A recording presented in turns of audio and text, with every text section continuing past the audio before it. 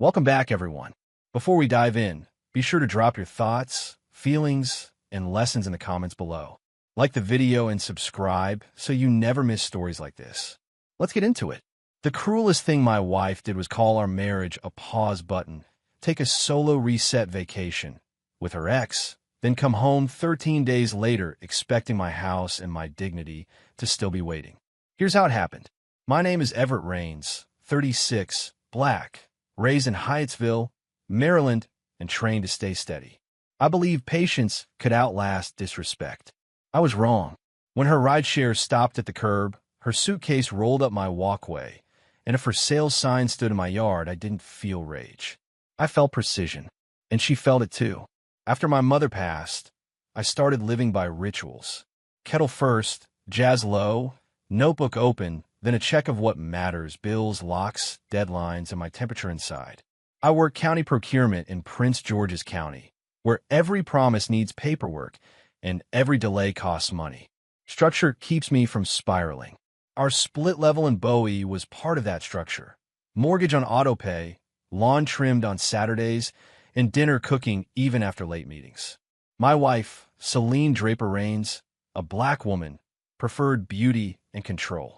She liked soft lighting, scented candles, and being believed when it suited her. Celine's lies had texture. When she lied, her acrylic nails tapped a 3-beat rhythm on glass. Then her eyes flicked upward like the ceiling could approve the story. She also hummed when she felt untouchable, a melody that made her seem relaxed while she hid things. The first crack was small, a dinner receipt from a restaurant she claimed she despised. The second was a password change on our streaming account, followed by a shrug. I translated those moments into stress and told myself marriage includes seasons. Meanwhile, her warmth cooled into something transactional, like a contract I didn't sign. In public, Celine was in the sunlight, laughing at cookouts, hugging my aunties, complimenting strangers in checkout lines. In private, she kept score. Missed one date night, and it lived for months. I worked late, and she called me married to a spreadsheet. When irritated, she straightened picture frames with sharp little flicks like she could align life by force. I ignored that habit the way I ignored her fading curiosity about my day.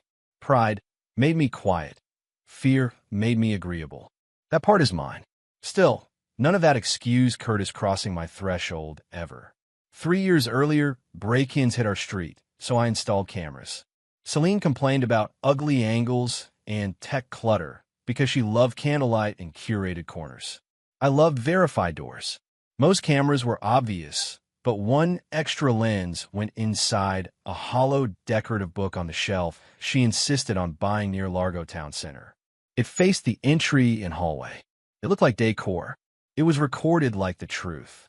I never mentioned that lens again. I told myself it was safety, not suspicion, until Celine gave it purpose. The vacation idea arrived in early October, when the maples turned rusty and rain stayed in the forecast. Celine placed the plan on the table like a gift. "I need space, Everett," she said. "Just me. No questions."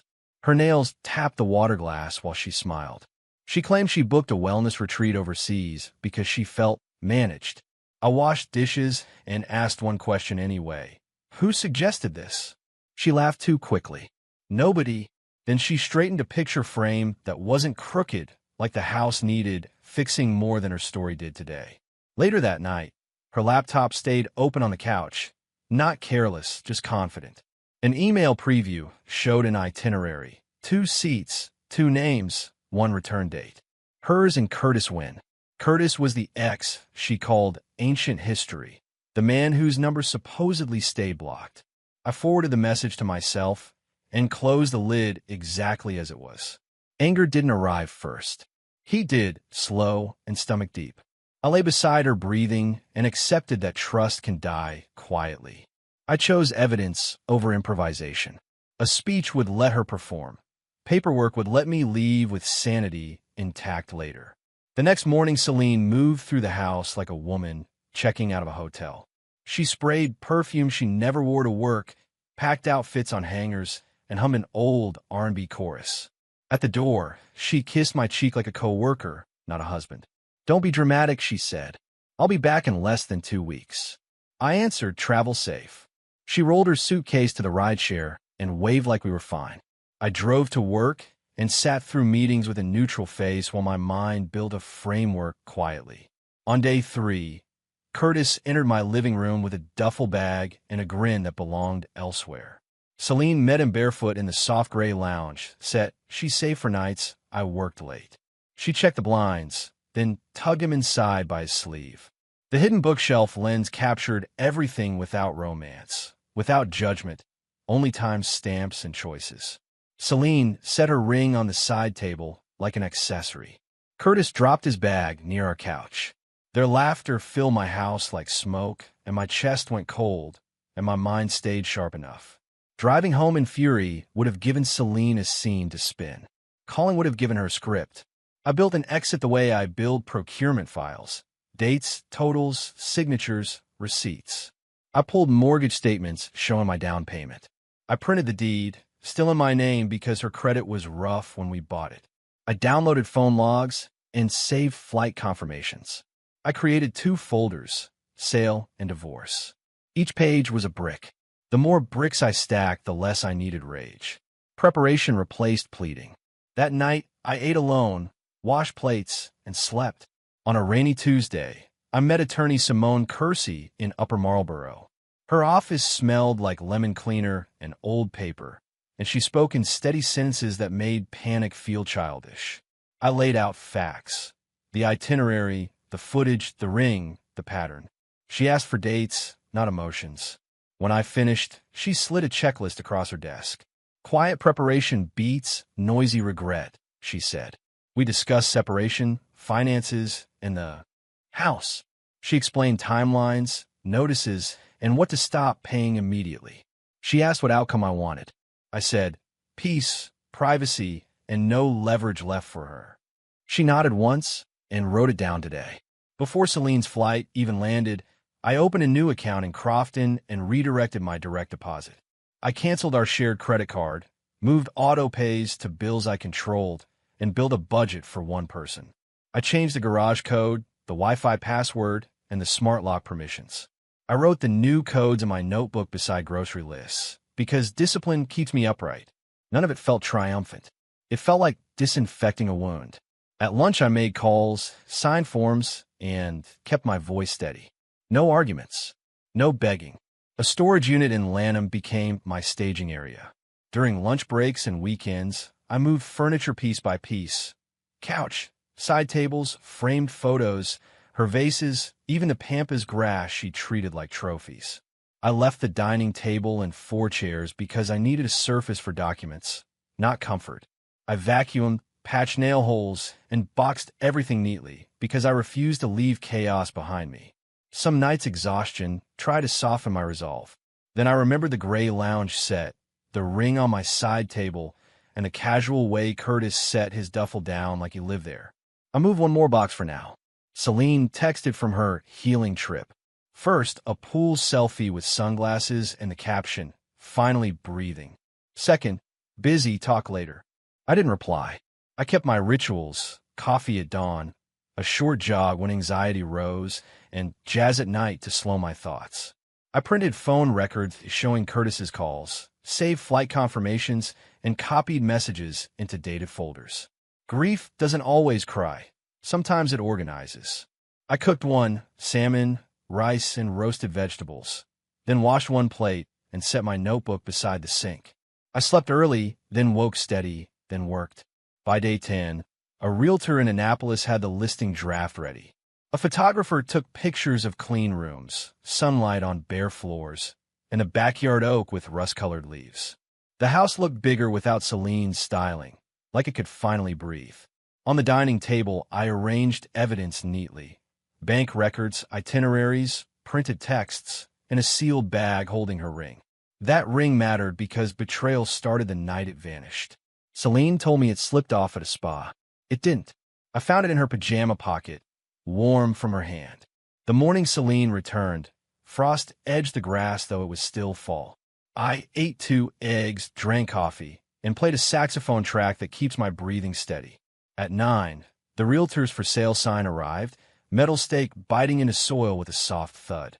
The listing went live, and the first showing was scheduled. I stayed inside, not hiding, simply choosing timing.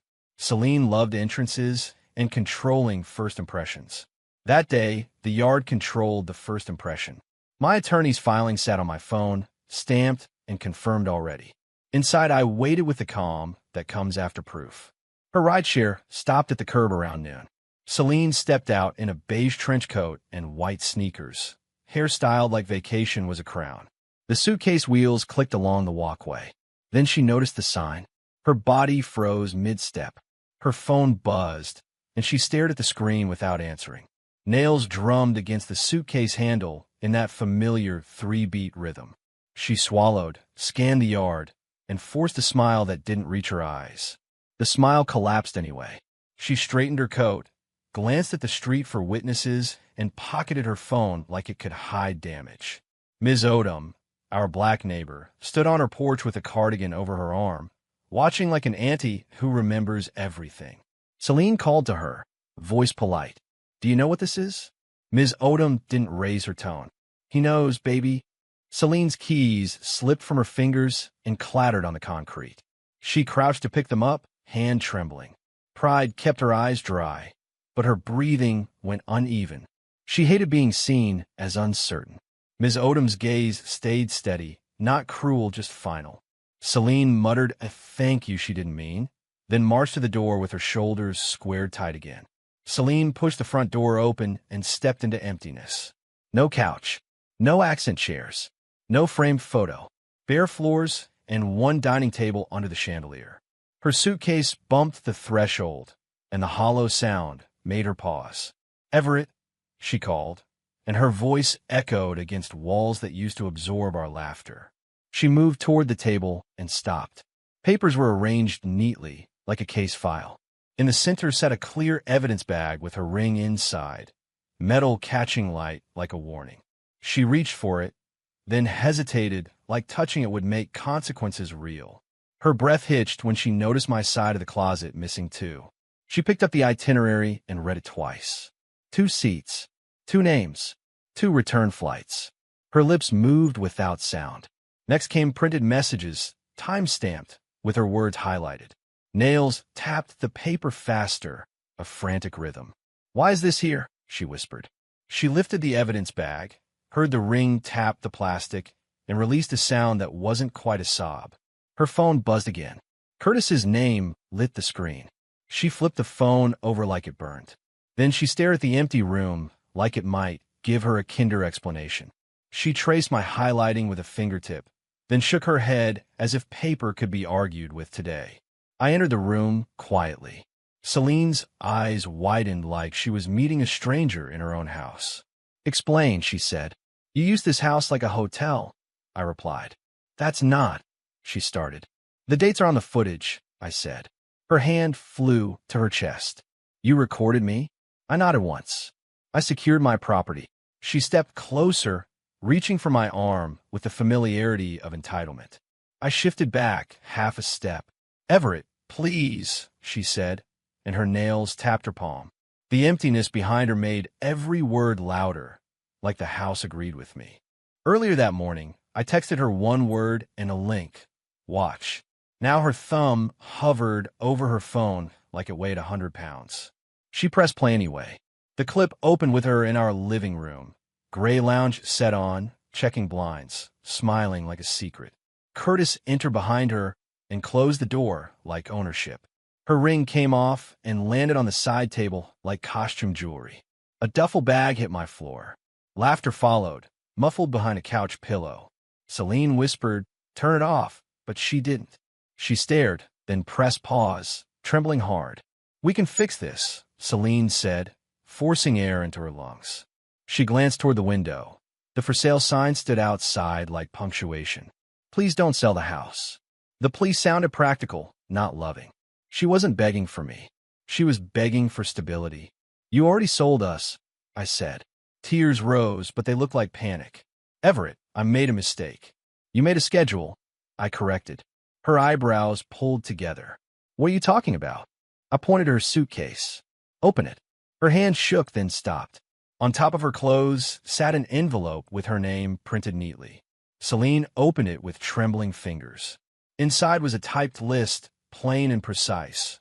Red swimsuit, black swimsuit, perfume labeled midnight, silk robe, anklet with a tiny heart charm, lingerie set, backup makeup kit, travel size birth control, and a hotel key card. Her face tightened. "You went through my things," she said. "You went through our vows," I replied. She pushed aside clothes and found a key card. Her nails stopped tapping, like her body ran out of tricks. Right then, instantly. The card read, Regency Harbor Hotel, Atlanta, room 1408. "I threw this away," Celine whispered. "You did," I said. "At 10:22 p.m., first night." Her eyes snapped up. "How would you know?" "Hotels keep logs," I answered. "Cameras keep time." She dropped the card like it burned and swung toward a fence. "You're cold. You don't talk. You hide behind work." The words carried truth, and that's why they stung. "I should have spoken sooner," I said. "But silence isn't permission to betray me." Her shoulders sagged, and her mouth stayed open longer. She sat down hard, eyes fixed on me. Celine's voice shrank. "So what happens now?" she asked, wiping her cheeks like tears were a spill. I pointed to the table. "Those papers answer that." She skimmed the attorney letter, the listing agreement, and the notice ending her access to my accounts. "You can't," she said, voice climbing. "We're married." "We were married," I replied. "You didn't stumble. You chose."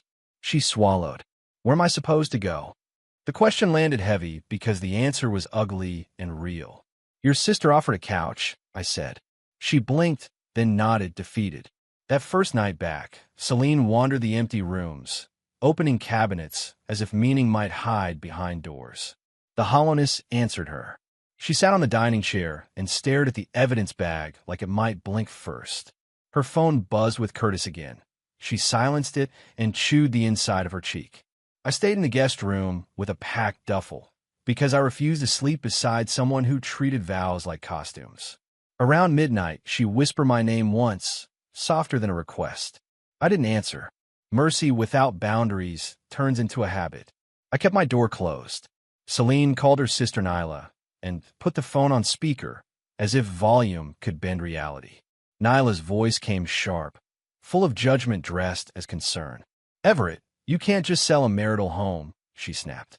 I didn't argue. The deed argued for me. Celine paced, tapping nails on her phone like a metronome. Nyla suggested counseling, prayer, compromise. Celine nodded like she agreed, then stared at me with a request in her eyes. "Undo it." "Counseling can't rewrite receipts," I said. Nyla went silent, then tried insults, then tried guilt. None of it moved me. Nyla threatened court, hung up when I asked for facts.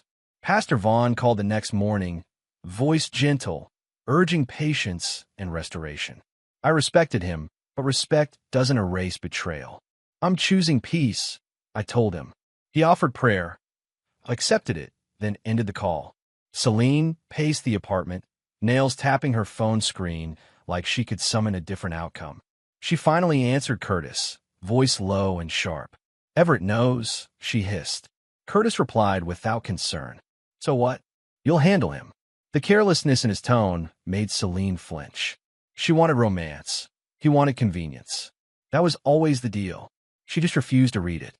Celine listened, eyes wet, and for once she heard how little Curtis cared about wrecking us. Reality tightened slowly, not with thunder, but with bills. 2 days later, Celine's card declined at the grocery store when she tried buying food for a house that wasn't hers anymore. She called from the parking lot, angry, then embarrassed. I didn't gloat. I texted a screenshot of the new arrangement. Her paycheck stays hers. My money stays mine. The realtor scheduled showings. Strangers walked through the rooms praising open space and good light. Celine sat on Nyla's couch and refreshed her banking app like it might apologize. I kept the process moving because hesitation is how people like Celine find gaps to exploit. Each compliment buyers felt like a goodbye. I didn't speak. Celine rented a small apartment in Suitland with worn carpet and a heater that clicked all night. She acted like it didn't matter, but her eyes told her. Salon curls became quick buns. Nail sets got shorter because maintenance costs money and pride can't pay rent. Curtis texted, asking for money. Not affection, not apology, just money. She sent it anyway, because denial is expensive. A week later, he asked again. She replied, I can't. He answered, then don't call me. The message landed like a door shutting. Celine stared at her phone until the screen dimmed. She had spent months calling me boring, yet she chased a man who couldn't even fake concern. Her pride cracked, but quietly there. I wasn't innocent. I used quiet to dodge hard conversations, then called it maturity. I worked late and assumed love would hold shape without attention. Owning that didn't excuse Celine. It kept me from becoming lazy with blame. I started therapy in Greenbelt weekly, because discipline without healing becomes a cage. I kept cooking because food grounds me. Shrimp and grits on Sundays, chicken soup on weeknights. I jogged along Sligo Creek Trail on Saturdays, lungs burning, mind clearing. I learned to describe feelings without turning them into accusations. I learned to listen without preparing rebuttals. I also learned that a boundary is not punishment. It is clarity with consequences. I learned to answer texts honestly. Closing came in late November. The buyers were a young couple, both teachers, excited and nervous. Their hope made me careful with my words. I signed papers, handed over keys, and walked out without turning it into theater. The realtor congratulated me. I nodded and kept moving. Celine didn't attend. She said work demanded it. The truth was simpler. Watching the house change hands would have forced her to admit consequences are real. I drove to the storage unit, loaded the last box, and headed to my new apartment in Adelphi. It was smaller, quieter and mine. I made the bed with clean sheets and slept without checking the camera feed. That was the first night my shoulders dropped. Celine's life didn't collapse overnight. It narrowed. Her job noticed missed hours and careless emails. She had used vacation days that didn't match her paperwork, and her manager stopped trusting her explanations. Small mistakes stacked. Late rent, overdraft fees, and a car repair she couldn't postpone. She tried leaning on friends, but people get tired of being emergency contacts for someone who refuses accountability. Curtis stayed gone. Nyla stayed busy. Celine called me once in December, voice tight, asking if I could help temporarily. I said, no, without shouting. She sighed like I was the problem, then hung up. That was Celine's talent, turning consequences into accusations. She blamed luck, never her choices. In January, Celine showed up at my building unannounced, coat too thin for the season, hands clasped like prayer. Her eyes looked older. I didn't think you'd actually do it, she said. I thought you'd wait. Waiting was the old me, I replied. She swallowed. Curtis was a mistake. Curtis was a symptom, I said. Her face tightened. She wanted comfort, not clarity. So that's it? She asked. I nodded. That's it. She tried softening her voice. Everett, we had good years. We did, I agreed. And you spent the last year treating them like they were refundable. Celine stared at me, searching for a crack. I gave her none. I wished her well, but I didn't reopen the door. After she left, the hallway felt still, but not heavy. Peace isn't loud. It doesn't announce victory. It simply removes chaos from the room. I kept my routines and built new ones. On Fridays, I stopped by a diner near Wheaton, ordered salmon and grits, and read a chapter of whatever therapy suggested. I joined a community center book club and learned to speak instead of swallowing everything. On Saturdays, I visited my uncle's barbershop in Riverdale, sat under the hum of clippers, and listened. My promotion came that spring, quiet and earned, because my focus stopped leaking into a marriage that was already gone. I didn't celebrate online. I bought my uncle dinner, paid in cash, and walked home under streetlights that felt kinder. A year later, I drove past the old street on purpose. Curiosity isn't weakness, it's closure. The teachers who bought the house had painted the porch railings bright blue. Curtains moved behind windows that no longer held my memories. The yard looked cared for, not curated. The for sale sign was long gone. At the stop sign, the old ache flickered, then faded. Celine once said she needed space. She got it. I got something better, a life where my boundaries mattered. I didn't hate her. I just refused to make her choices my burden anymore. That refusal became my quiet freedom. People expect a dramatic ending. Like betrayal must be answered with spectacle. My answer stayed smaller. I stopped negotiating with disrespect. I learned that love without accountability becomes a discount store for selfishness. I also learned something uncomfortable. I hid behind work when emotions felt risky. Therapy didn't make me loud. It made me clear. Now, when something hurts, I name it. When someone crosses a boundary, I respond early, not after resentment ferments. I don't collect proof to punish people. I collect clarity to protect myself. Celine taught me that patience without standards becomes permission. I kept my standards, and I kept my peace. Proof matters, yet healing matters more than proof. One night in August, Celine emailed me from a new address. The message was short, typed, and polite. She wrote that she missed the stability, that she was working on herself, and that she hoped I was well. I read it twice, not because I didn't understand, but because I needed to feel the difference between nostalgia and safety. I didn't reply. Silence can be avoidance, but it can also be closure. I forwarded the email to my attorney, closed my laptop, and took a late walk along the Anacostia River Trail. The air smelled like wet leaves and distant traffic. I listened to my own footsteps and let them be enough. If this story has a moral, it isn't trust nobody. It's trust wisely and verify what you can without losing your soul. I didn't win by humiliating Celine in public. I won by choosing a quiet exit, protecting my finances, and rebuilding my voice. She came home expecting the same man, patient, pliable, willing to wait. Instead, she met a man who put a price on peace and refused to bargain it away. The for sale sign was not revenge. It was a boundary made visible. I kept my life private, and I kept moving forward with steady breath. If this kind of quiet karma hits you in the chest, drop one word in the comments: precision. And if you want the next story where the truth is already documented before the betrayal even finishes, hit subscribe and turn on notifications. The end.